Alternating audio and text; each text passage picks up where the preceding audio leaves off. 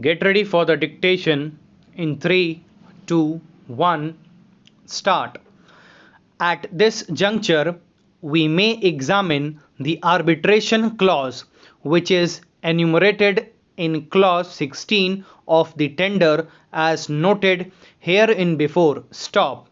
From a plain reading of the arbitration clause, it is evident that for the purpose of appointing the sole arbitrator, the chief managing director of the respondent, who shall be the appointing authority, will send within 30 days of receipt of the notice of a panel of 3 names. Stop. It will also be evident from the said arbitration clause that the contractor shall, on receipt of the names, select any one of the persons to be appointed as a sole arbitrator and communicate his name to the appointing authority, who shall thereupon appoint the said person as sole arbitrator. Stop. Para.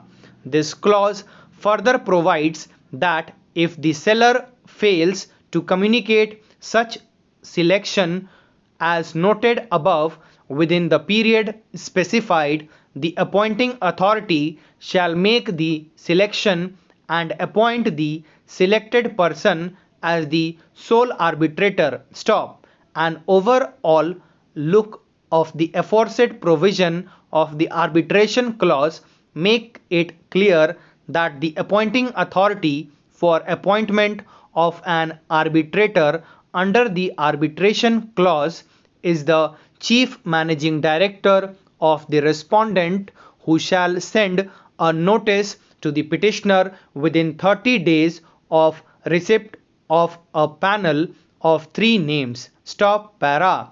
It is not in dispute that the said notice was duly served on the petitioner, but in spite of such service of notice, the petitioner had failed to appoint or select any one of the persons named in the panel of 3 persons from the list sent by the respondent within the time specified therein. Stop.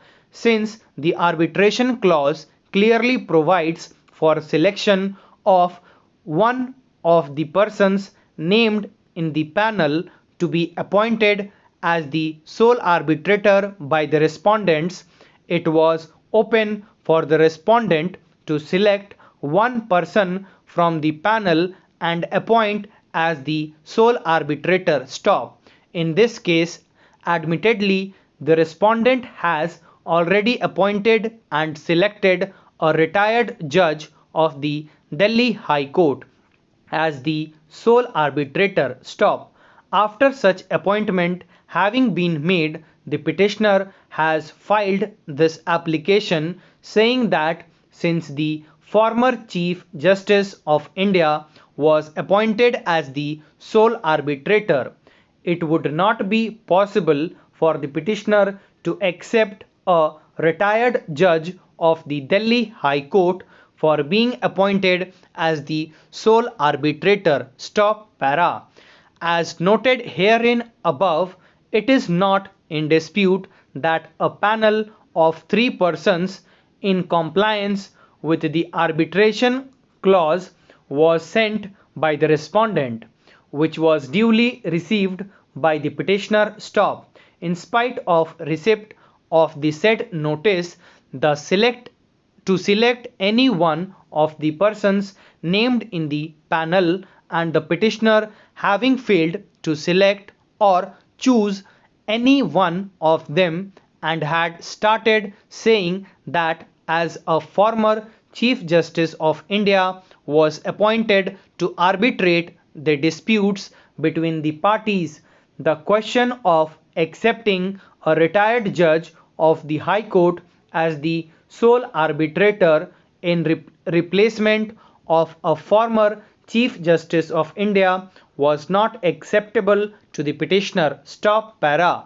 We are unable to accept the submissions made by Mr. Ganguly learned senior counsel appearing on behalf of the petitioner, and after going through the arbitration clause in depth and in detail. In my view, it was open to the respondent to select any one from the panel sent by the respondent after the enquiry of the period for selecting a person by the petitioner. Stop. In this case, since the respondent has already exercised the arbitration clause and already replaced and selected a sole arbitrator in place of Justice R.S. Pathak, who has already entered appearance, I do not find any reason to replace the appointed arbitrator at this stage, when admittedly no allegations have been put forward by the petitioner against such appointment, excepting that since a former Chief Justice of India was appointed to arbitrate the disputes between the parties, this time also a former Chief Justice of India ought to have been appointed. Stop. Thank you.